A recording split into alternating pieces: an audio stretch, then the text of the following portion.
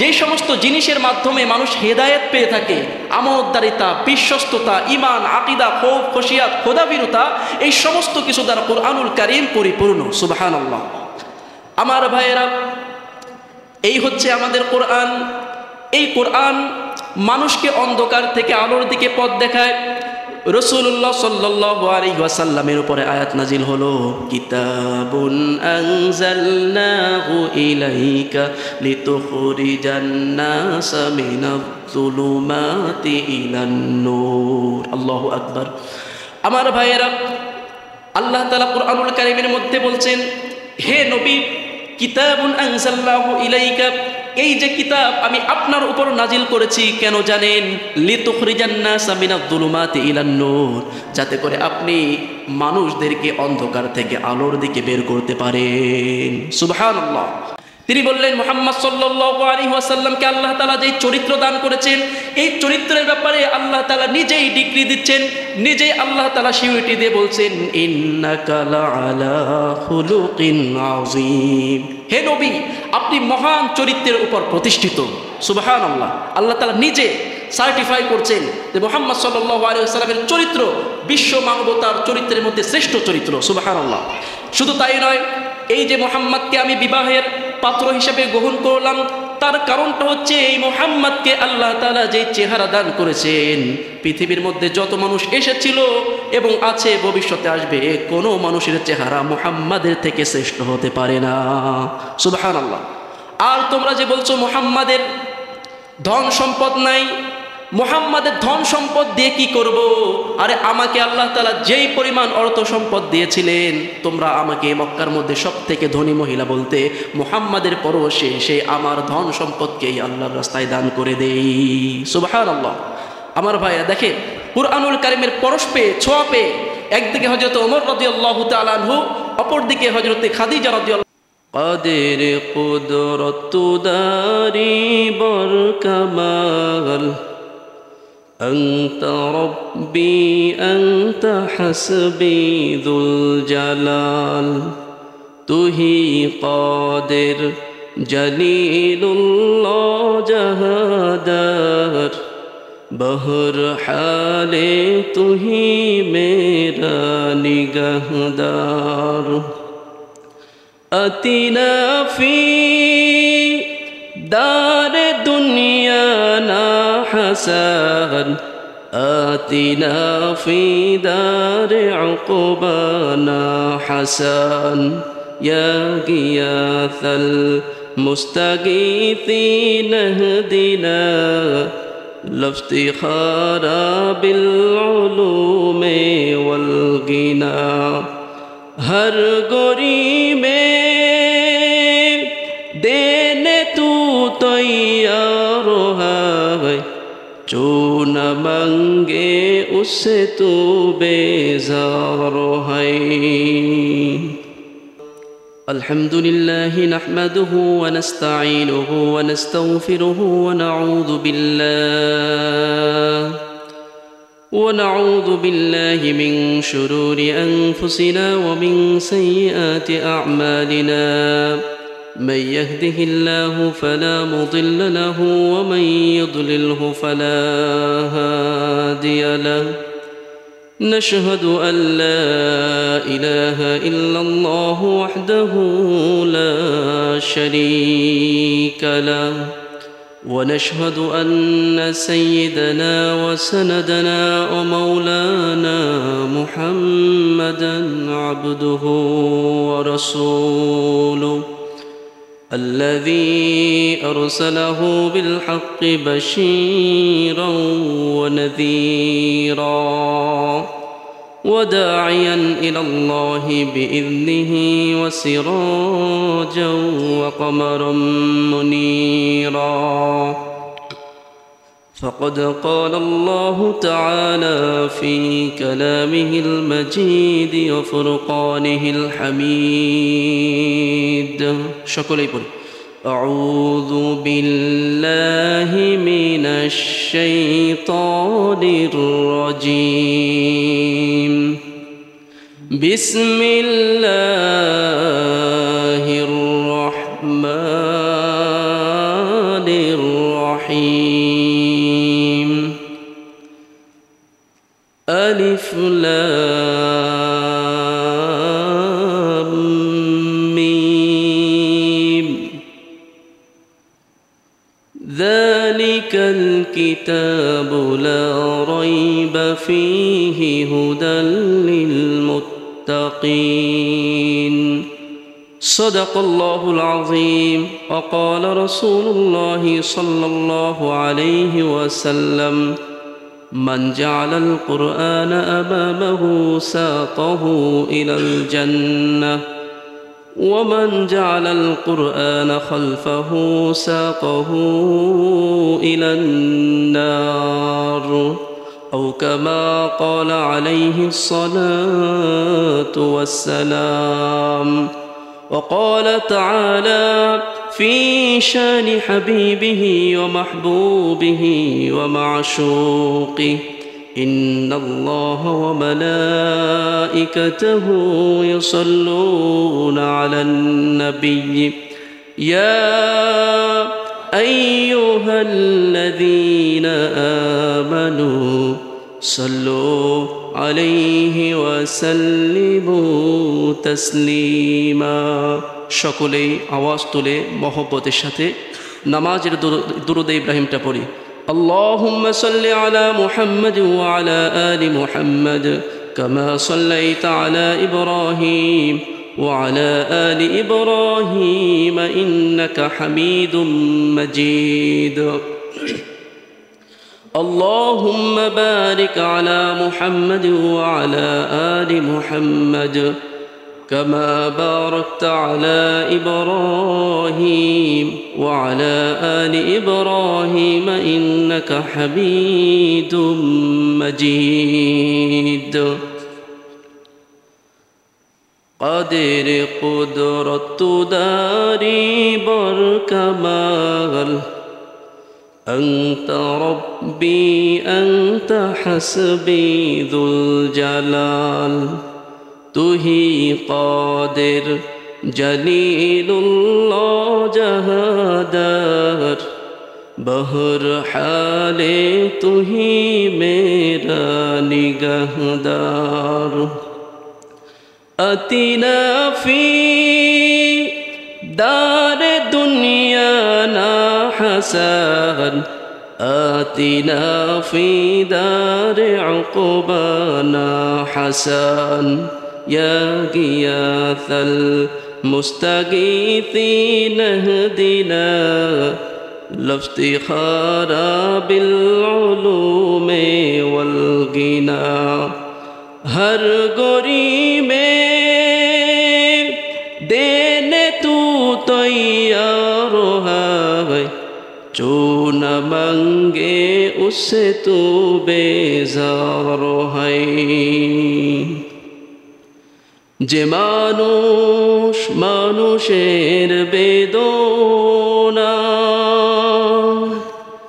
কেঁদেছিলেন জীবন মদিনায় যে মানুষ মানুষের বেদনা কেঁদেছিলেন জীবন মদিনা সেই মাটি সেই মানুষ যদি এত সুন্দর না জানি তাহলে তুমি কত সুন্দর কত সুন্দর সকলে পড়ি বালাগাল উলা বিকামালিহি কাশাফাদ দুজা বিজামালিহি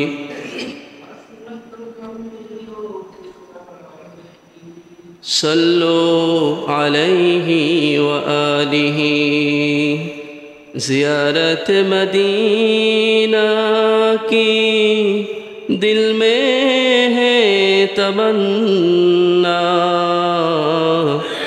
زیارت مدینہ کی دل میں ہے تمنا नहीं है मेरे पास सब्र का ज़माना बलगल उला बि कमालिही कशफत दुजा बिजमालिही हसनत जमीअ ख़िसालिही सल्लु अलैहि व आलिही। मुझे कुछ मिले और ना मिले मोहम्मद मिले,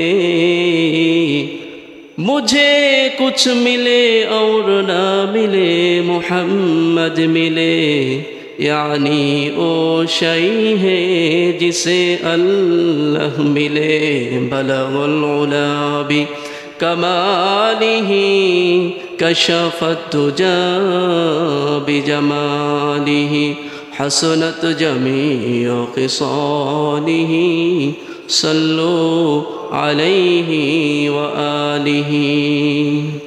আলহামদুলিল্লাহ, সমস্ত প্রশংসা এবং তারিফ সেই মহান মালিকের পাক আলিশান দরবারে, যে আল্লাহ তাআলা দয়া করে মায়া করে আজকের পবিত্র জুমার দিনে জুমার নামাজ আদায় করার জন্য মসজিদে আসার বসার এবং দ্বীনি আলোচনার সাথে যে আল্লাহ তাআলা আমাদেরকে সম্পৃক্ত করলেন, সর্বাগ্রে সর্বপ্রথম আমরা সে আল্লাহ তাআলার শুকরিয়া আদায় করছি। সকলে বলি আলহামদুলিল্লাহ। আরও একটু জোরে বলতে হবে আলহামদুলিল্লাহ। শতকোটি দরুদ এবং সালাম মানবতার মুক্তির দিশারি আকা নামদার তাজদার মদিনা নবী আহমদ মুস্তফা মুহাম্মদ মুস্তফা সাল্লাল্লাহু আলাইহি ওয়াসাল্লামের উপরে, যেই রাসূলকে এই ধরায় পাঠানো হয়েছিল মানব জাতির হেদায়েতের জন্য, সেই রাসূলের প্রতি আমরা সকলেই দরুদ পাঠিয়ে বলি সাল্লাল্লাহু আলাইহি ওয়াসাল্লাম। সম্মানিত উপস্থিতি, সময়ের এই সংক্ষিপ্ত পরিসরে আমি আপনাদের সম্মুখে যেই বিষয়ে আলোকপাত করার চেষ্টা করব, সেই বিষয়টি হচ্ছে কুরআনুল কারীম মানব জাতির জন্য পথ নির্দেশক। এ ব্যাপারে পবিত্র কুরআনুল কারীমে আল্লাহ তাআলা সুস্পষ্টভাবে বর্ণনা করেছেন সূরাতুল বাকারা এর 1 নম্বর আয়াতে, যেটা আমরা সকলে জানি। আমার ভাইয়েরা, আমার বন্ধুগণ, সূরাতুল বাকারা নামে একটা সূরা আল্লাহ রাব্বুল আলামিন কুরআনুল কারীমের মধ্যে নাজিল করেছেন। এই সূরার মধ্যে মানব জাতির হেদায়েতের জন্য যা যা করণীয় বর্জনীয় রব্বুল আলামিন সুন্দরভাবে উল্লেখ করেছেন। একটা মানুষ তার দুনিয়াটা কিভাবে পরিচালনা করবে, কিভাবে সে তার দুনিয়ার জীবনকে পরিচালনা করবে, সেই ব্যাপারে কুরআনুল কারীমের এই সূরাই তার জন্য যথেষ্ট। সুবহানাল্লাহ। আল্লাহ তাআলা কি চমৎকার করে বলেন, আলিফ লাম মিম যালিকাল কিতাবু লা রাইবা ফীহি হুদাল লিল মুত্তাকিন। আল্লাহ তাআলা তার নবীকে বলছেন, হে নবী, এই যে গ্রন্থ, মহাগ্রন্থ আল কোরআন আমি আল্লাহ তাআলা আপনার উপরে নাজিল করেছি, আপনি কি এটাকে সাধারণ মনে করেছেন? না না, আল্লাহ তাআলা বলেন এটা সাধারণ কোনো গ্রন্থ না। দুনিয়ার মধ্যে আমরা যেই গ্রন্থগুলো পড়াশোনা করি পড়ি, সেই গ্রন্থের মতো এই গ্রন্থ না, বরং এই গ্রন্থের মধ্যে আল্লাহ প্রদত্ত এমন একটা নূর রয়েছে, যেই নূরের কারণে মানব জাতি হেদায়েত পেতে পারে। সুবহানাল্লাহ। আল্লাহ তাআলা বলেন হুদাল লিল মুত্তাকিন, এই কোরআন মুত্তাকিদের জন্য হেদায়েত স্বরূপ। সুবহানাল্লাহ। এখন আপনি বলতে পারেন, হুজুর, এই কোরআন কি শুধু মুত্তাকিদের জন্যই হেদায়েত? আল্লাহ তাআলা বলেন না, শুধু মুত্তাকিদের জন্যই হেদায়েত তা না। অপর আয়াতে আল্লাহ তাআলা বলেন হুদাল লিন্নাস, বরং এই কোরআন মানব জাতির জন্য হেদায়েত স্বরূপ। সুবহানাল্লাহ। এক কথায় যে সমস্ত মানুষ এই পৃথিবীতে জন্মগ্রহণ করেছে, হোক সে মুসলিম, হোক সে ইহুদি, খ্রিস্টান, নাসারা, বৌদ্ধ, কোনো ব্যাপার না, প্রত্যেকটা মানুষের জন্য আল্লাহ তাআলা এই কুরআনুল কারীমকে হেদায়েত স্বরূপ নাজিল করেছেন। সুবহানাল্লাহ। আমার ভাইয়েরা, কেমনভাবে আল্লাহ তাআলা এই কুরআনুল কারীমকে হেদায়েত স্বরূপ করলেন, একটা ঘটনার মাধ্যমে বিষয়টা বুঝে আসবে। আপনারা সকলেই ওমর রাদিয়াল্লাহু তাআলা আনহুকে চেনেন কিনা? ওমর রাদিয়াল্লাহু তাআলা আনহু কে ছিলেন? তিনি ছিলেন দ্বিতীয় খলিফা। ইসলামের প্রথম খলিফা ছিলেন হযরতে আবু বকর সিদ্দিক রাদিয়াল্লাহু তাআলা আনহু, আর দ্বিতীয় খলিফা ছিলেন হযরতে ওমর রাদিয়াল্লাহু তাআলা আনহু। এই ওমর রাদিয়াল্লাহু তাআলা আনহু তিনি তো প্রথমে ইসলাম ধর্মের মধ্যে ছিলেন না, তার ধর্ম তো ইসলাম ছিল না, কিন্তু কিভাবে তিনি কোরআনের মাধ্যমে কোরআনের এই আকর্ষণে কিভাবে তিনি ইসলাম গ্রহণ করলেন সেটা আমাদের জানতে হবে। এই যে কোরআনুল কারীম হেদায়েত স্বরূপ আল্লাহ তাআলা নাজিল করেছেন, তার একটি চমৎকার দৃষ্টান্ত হযরত ওমর রাদিয়াল্লাহু তাআলা আনহু। এই হযরতে ওমর রাদিয়াল্লাহু তাআলা আনহু তিনি কাফের অবস্থায় ইসলামের ঘোর শত্রু ছিলেন। একবার এই যে আবু জেহেল বলতে আমরা যাকে চিনি, আবু জেহেল সে পরামর্শ সবাই সে বলছে মুহাম্মাদের কল্লা যে আনতে পারবে সে 100 উট পুরস্কৃত হবে। এবার একজন করে দাঁড়িয়ে যাচ্ছে। আবু জেহেল বলছে তোমার দ্বারা সম্ভব নয়, মুহাম্মাদের কল্লা আনতে পারবে না। আর একজন ব্যক্তি দাঁড়িয়ে গেল। আবু জেহেল বলল যে তুমিও পারবে না। আর এক ব্যক্তি দাঁড়িয়ে গেল।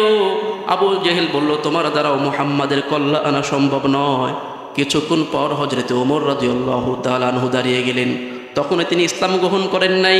হযরতে ওমর রাদিয়াল্লাহু তাআলা আনহু দাঁড়িয়ে যাওয়ার পর আবু জেহেল চিৎকার দিয়ে বলছে এই কাজের জন্য উপযোগী যদি কোনো ব্যক্তি হয়ে থাকে তাহলে তুমি হবে ওমর। কেন তুমি আমাদের এই যে কাফেরদের যে ধর্ম রয়েছে সনাতন ধর্ম, এই ধর্মের তুমি হলে সবথেকে বড় প্রতীক। এবার ওমর রাদিয়াল্লাহু তাআলা আনহু তিনি প্রস্তুত হয়ে গেলেন মুহাম্মদ সাল্লাল্লাহু আলাইহি ওয়াসাল্লামের কল্লা কেটে আনবে। কেন মুহাম্মদ সাল্লাল্লাহু আলাইহি ওয়াসাল্লাম মূর্তির দুর্নাম করে, মূর্তির সমালোচনা করে, এই কারণে মুহাম্মদকে সাইজ করা দরকার। হযরত ওমর রাদিয়াল্লাহু তাআলা আনহু তরবারিটা হাতে নিয়ে মুহাম্মদ সাল্লাল্লাহু আলাইহি ওয়াসাল্লামের দিকে এগিয়ে যায়। পথের মধ্যে এক ব্যক্তির সাথে সাক্ষাৎ হলো। সে বলছে ওমর কোথায় যাও? নাঙ্গা তরবারি, খোলা তরবারি নিয়ে কোথায় যাও? সে বলছে মুহাম্মদকে মাথা আনতে যায়, মুহাম্মাদের কল্লা আনতে যাই, আমাদের লিডার আবু জেহেলের নির্দেশ। এবার সে বলছে আরে মুহাম্মাদের মাথা তো দূরের কথা, আগে তুমি তোমার পরিবারের দিকে লক্ষ্য করো। তোমাদের পরিবার এ যে সমস্ত সদস্য রয়েছে তারা কি মুহাম্মাদের ধর্ম গ্রহণ করেছে কিনা? আমার জানা মতে তোমার বোন এবং ভগ্নিপতি উভয়েই মুহাম্মাদের ধর্ম গ্রহণ করেছে। যদি তাই হয় তাহলে পরিবার সংশোধন করার আগে কেন মুহাম্মাদের কল্লা আনতে যাও? আমার ভাইয়েরা, এই কথা শোনা মাত্র এমনি তো হযরত ওমর রাদিয়াল্লাহু তাআলা আনহু তিনি ছিলেন একজন রাগী মানুষ, রাগী প্রকৃতির মানুষ ছিলেন। তিনি আরও রাগে ফায়ার হয়ে গেলেন, অগ্নিশর্মা হয়ে গেলেন। এবার তিনি তার রোগটা ঘুরিয়ে তিনি তার বাসার দিকে রওনা হলেন। বাসার কাছে যখন পৌঁছে যায় দরজায় নক করলেন। ভিতর থেকে গুনগুন করে কি যেন পড়ার আওয়াজ শোনা যায়। হযরতে ওমর রাদিয়াল্লাহু তাআলা আনহু বারবার আওয়াজ করেছেন। এইদিকে ভিতরে তার বোন উম্মে জামিল এবং তার ভগ্নিপতি তারা উভয়ে বসা ছিল কোরআনুল কারীমের কাছে। বোন কোরআন পড়তেছিল। ইতিমধ্যেই হযরতে ওমর রাদিয়াল্লাহু তাআলা আনহু এর এই আওয়াজ পাওয়া মাত্রই হযরতে উম্মে জামিল রাদিয়াল্লাহু তাআলা আনহু তার স্বামীকে বললেন, স্বামী গো, আপনি পর্দার আড়ালে গিয়ে থাকেন, আমি এইদিকে ম্যানেজ করতেছি। হযরত ওমর রাদিয়াল্লাহু তাআলা আনহু এর দরজা খুলে দিলেন। ওমর রাদিয়াল্লাহু তাআলা আনহু ভিতরে প্রবেশ করলেন। ভিতরে প্রবেশ করে তিনি অস্থির হয়ে গেলেন। বললেন, বোন কিসের আওয়াজ? কি যেন একটা আওয়াজ শুনতেছিলাম, বোন তো সেখানে যাই না। এক পর্যায়ে ওমর রাদিয়াল্লাহু তাআলা আনহু বোনকে মারতে শুরু করলেন। কিছুক্ষণের মধ্যেই যখন তার স্বামী সহ্য করতে না পারল তখন স্বামীও তাকে বাঁচানোর জন্য যখন চলে আসলো, এবার তার উপরে ওমর রাদিয়াল্লাহু তাআলা আনহু আক্রমণ করে বোন এবং ভগ্নিপতি উভয়কেই রক্তাক্ত করে দিল। কিছুক্ষণ পর যখন বোন রক্তাক্ত হয়ে গেল ওমর রাদিয়াল্লাহু তাআলা আনহু এর মধ্যে কিছুটা দয়া প্রবেশ করলো। তখন সে বলল, বোন তুমি কি পড়তেছিলে? তখন সে বলল, আমি কালামুল্লাহ শরীফ পড়তেছিলাম। ওমর রাদিয়াল্লাহু তাআলা আনহু বললেন, বোন আমাকে কি ওই কালামুল্লাহ শোনাবে? বোন উম্মে জামিল বলে, আগে যাও তুমি ওযু করে আসো, তুমি গোসল করে আসো। হযরত ওমর রাদিয়াল্লাহু তাআলা আনহু কুরআনুল কারীমের বাণী শোনার জন্য ওযু এবং গোসল কমপ্লিট করে চলে আসলেন। এবার বোন উম্মে জামিল হযরত ওমর রাদিয়াল্লাহু তাআলা আনহু এর সামনে কোরআন তিলাওয়াত করতে শুরু করলেন। আমার ভাইরা যখন কোরআনুল কারীম তেলাওয়াত করেন, কোরআনুল কারীম তেলাওয়াত শুনে হযরত ওমর রাদিয়াল্লাহু তাআলা আনহুর যে পরিবেশ পরিস্থিতি মুহূর্তের মধ্যে পরিবর্তন হতে শুরু করলো। সুবহানাল্লাহ। হযরত ওমর রাদিয়াল্লাহু তাআলা আনহু তিনি কি বলেছিলেন? ওমর রাদিয়াল্লাহু তাআলা আনহু তিনি বলতেছিলেন, কিতাবের মধ্যে এসেছে আমার বোন উম্মে জামিল যখন কোরআনুল কারীম তেলাওয়াত করতে থাকে তখন আমার মনে হচ্ছিল যে ইসলামের সার নির্যাস আমার কলিজার মধ্যে প্রবেশ করতেছে। সুবহানাল্লাহ। এই হচ্ছে কোরআনের পাওয়ার। যে ওমর রাদিয়াল্লাহু তাআলা আনহুর ব্যাপারে বলা হয়েছে যে ওমর ইসলামের ঘোর শত্রু ছিল, এইরকম প্রতাপশালী ওমর তিনি কোরআনের কাছে এসে মাথা নত করলেন, অথচ ওইদিকে মুহাম্মদ সাল্লাল্লাহু আলাইহি ওয়াসাল্লামের কল্যাণ আনতে গিয়েছিল। কিন্তু কোরআনুল কারীমের পাওয়ারে ওমর রাদিয়াল্লাহু তাআলা আনহু মুহাম্মদ সাল্লাল্লাহু আলাইহি ওয়াসাল্লামের কল্যাণ আনা তো দূরের কথা, বরং কোরআনের সামনে তার কল্যাণ তার মাথাকে পেশ করতে বাধ্য হয়েছে। সুবহানাল্লাহ। This is the power of Quran. এটাই হচ্ছে কোরআনের পাওয়ার। আমার ভাইয়েরা, এই যে গ্রন্থ আল কোরআন আল্লাহ তাআলা আমাদেরকে দান করেছেন, এই কোরআন যদি আমরা মেনে চলতে পারি, কোরআন অনুপাতে যদি আমরা আমাদের ব্যক্তি জীবন, পারিবারিক জীবন, সামাজিক জীবন, রাষ্ট্রীয় জীবন যদি পরিচালনা করতে পারি তাহলে আমাদের জীবন সুন্দর হয়ে যাবে। বলেছেন কে? বলুন, আল্লাহ তাআলা। আমার ভাইয়েরা, কি চমৎকার করে আল্লাহ তাআলা বলছেন হুদাল লিল মুত্তাকিন। এই কিতাবটা নাজিলি করা হয়েছে মুত্তাকিদের জন্য হেদায়েত স্বরূপ। এই কারণে আল্লাহ তাআলার কথার মধ্যে কোনো সন্দেহ থাকতে পারে না। আমার দিলের মধ্যে যদি বিশ্বাস থেকে থাকে তাহলে অবশ্যই এই কোরআনুল কারীমকে আমি সামনে রাখার চেষ্টা করব।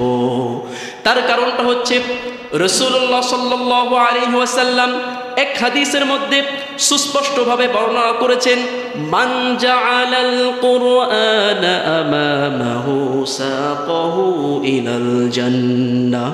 যে ব্যক্তি কোরআনুল কারীমকে দুনিয়ার পথ চলার সম্মুখে রাখবে সেই ব্যক্তিকে এই কোরআনুল কারীম কিয়ামতের ময়দানে হাঁকিয়ে হাঁকিয়ে জান্নাতে প্রবেশ করাবে। সুবহানাল্লাহ। অপরদিকে ওয়ামান জাআলাল কুরআনা খালফাহু সাকাহু ইলান নার। আর দুনিয়ার জগতে যেই ব্যক্তি এই কোরআনুল কারীমকে তার পিছনে রাখবে, কোরআনুল কারীম অনুপাতে না চলবে, আল্লাহর রাসূল সাল্লাল্লাহু আলাইহি ওয়াসাল্লাম সুস্পষ্টভাবে বর্ণনা করেন সাকাহু ইলান নার। আর কোনো কিছু লাগবে না, এই কোরআনুল কারীমই তাকে হাঁকিয়ে জাহান্নামে প্রবেশ করাবে। নাউজুবিল্লাহ। তাহলে কি বুঝলাম? যে কোরআনুল কারীমকে যদি আমরা অনুসরণ করতে পারি, এই কোরআনুল কারীমই আমার নাজাতের জন্য যথেষ্ট। সুবহানাল্লাহ। আবার এই কোরআনুল কারীমকে যদি অবজ্ঞা করি, কোরআনের মধ্যে যে গাইডেন্স আল্লাহ তাআলা দিয়েছেন, যেই দিক নির্দেশনা দিয়েছেন সেই অনুপাতে যদি না চলি তাহলে আমাদের ধ্বংসের জন্য এই কোরআনই কি যথেষ্ট। এবার আমরা বুঝতে পারলাম কোরআনুল কারীমকে আমাদের সামনে রাখতে হবে কি হবে না। আমার ভাইয়েরা, শুধু তাই নয়, এই কোরআনুল কারীমের মধ্যে আল্লাহ তাআলা প্রত্যেকটা বিষয়কে খুলে খুলে বর্ণনা করেছেন। রব্বুল আলামিন বলেন, ওয়ানাজ্জালনা আলাইকাল কিতাবা তিবয়ানাল লিকুল্লি শাই। আল্লাহ তাআলা বলেন সূরাতুন নাহলের মধ্যে, এই যে কোরআন আমি আপনার উপরে নাজিল করেছি হে নবী, এই কোরআনের মধ্যে রয়েছে সমস্ত কিছুর বর্ণনা।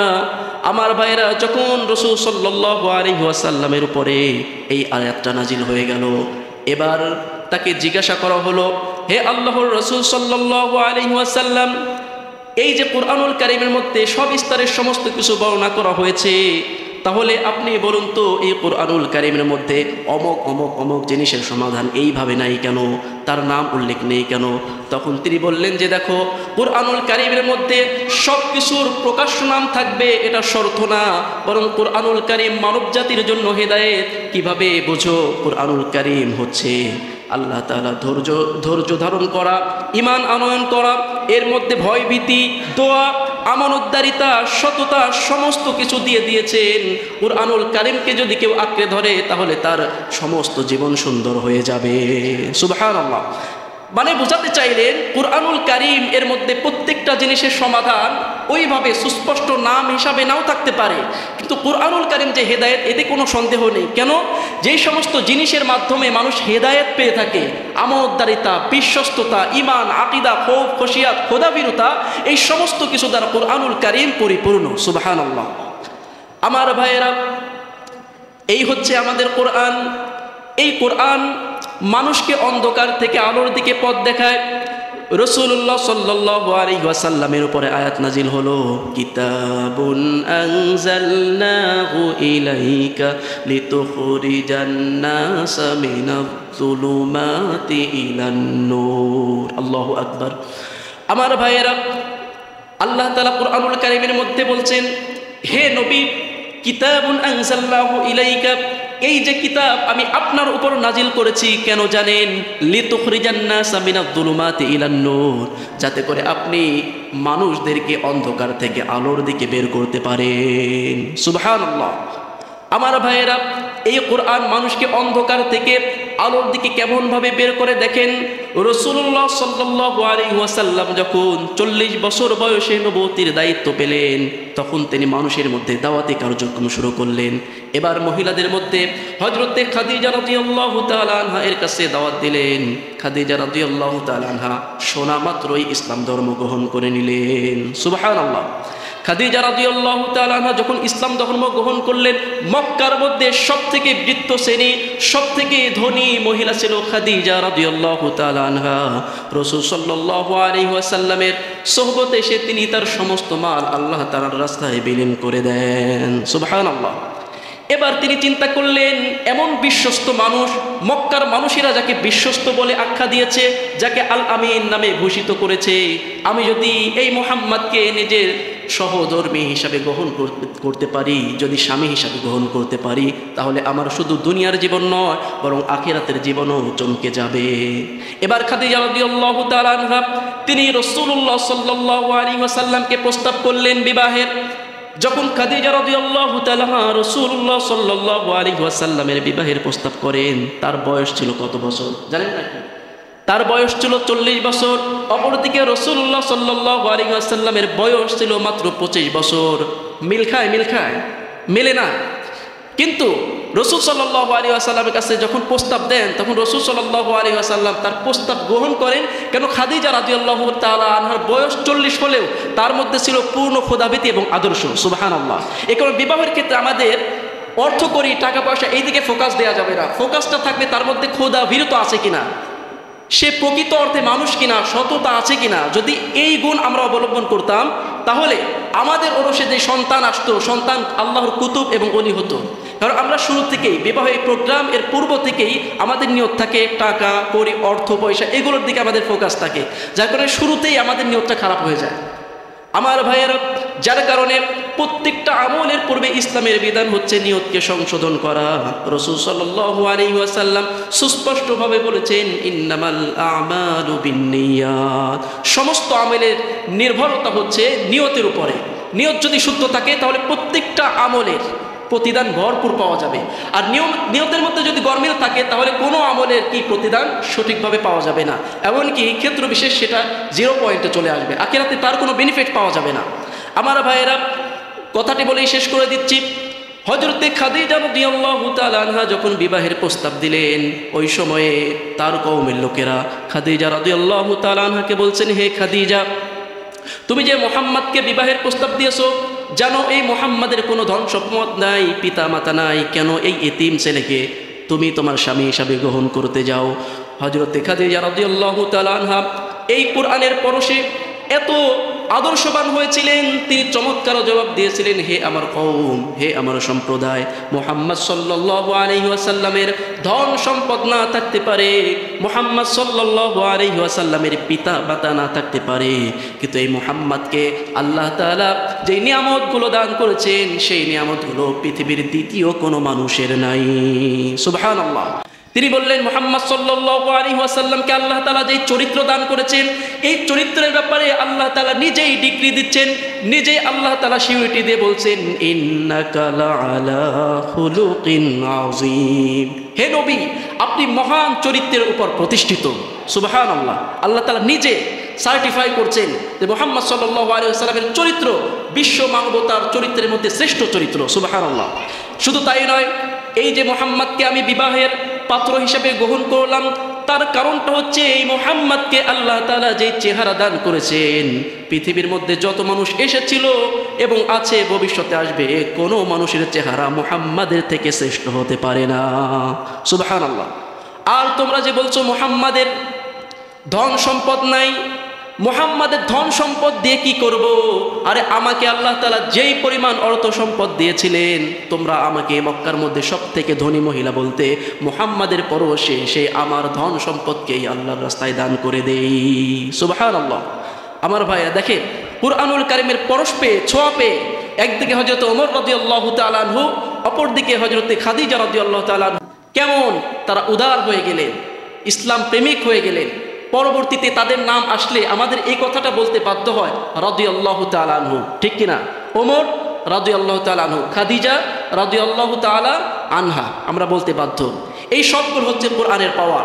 আমার ভাইয়েরা, আজও যদি আমরা এই 2025 সালে এসে কুরআনুল কারীমকে যদি আঁকড়ে ধরতে পারি, তাহলে আমরা কখনোই গোমরা হব না। আপনারা জানেন যে 2025-এ এসে আমাদের অনেক দল দেখা যাচ্ছে, বিভিন্ন দল বিভিন্নভাবে বিভক্ত হয়ে গিয়েছে। কিছু আছে সঠিক দল, কিছু আছে বাতিল দল, এবং বাতিল দলই বেশি। রাসূল সাল্লাল্লাহু আলাইহি ওয়াসাল্লাম বলেছেন, ফাসায়াখতিলাফান কাসীরা ওয়া মান ইয়াইশ মিনকুম বা'দি, আমার পরে যারা বাঁচবে তারা দেখবে ইসলামের মধ্যে অনেক ফাটল, অনেক দলে মানুষ বিভক্ত হয়ে গিয়েছে।